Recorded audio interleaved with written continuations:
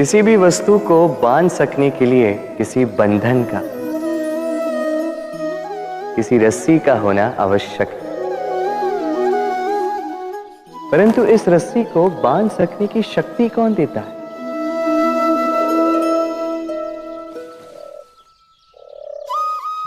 वो धागे जिनसे जुटकर ये रस्सी बनी। अब बताइए, प्रेम को किस रस्सी से स्वयं तक बांधेंगे आप?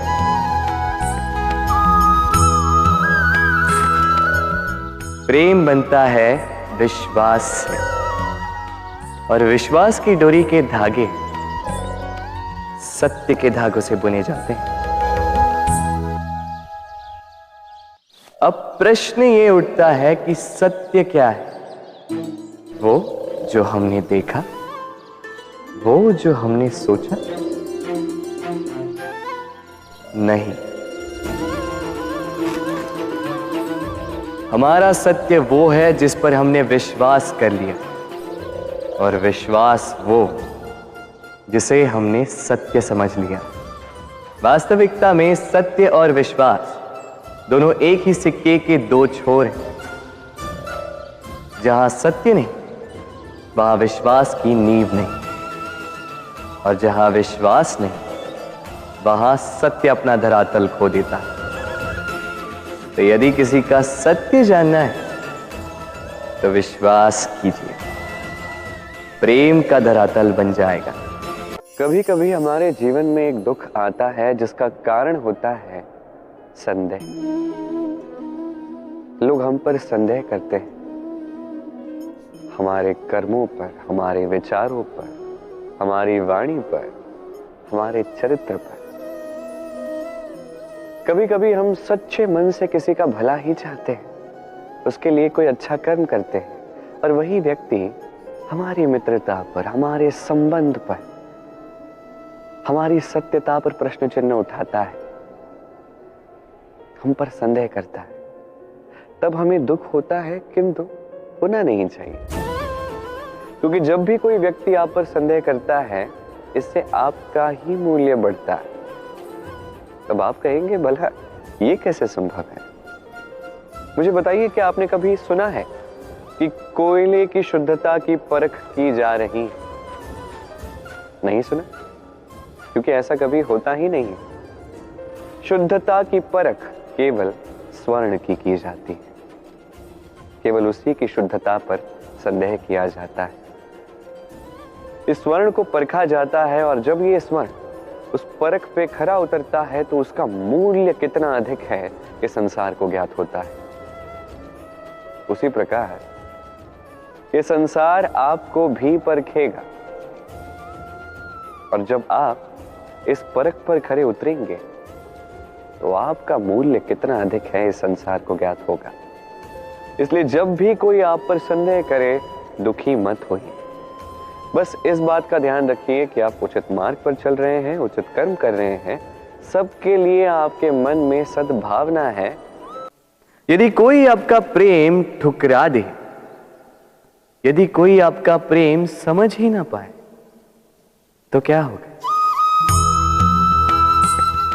कुछ उदास हो जाएंगे, कुछ छल करके प्रेम पाना चाहेंगे, तो कुछ बलपूर्वक प्रेम पर अधिकार करना चाहेंगे।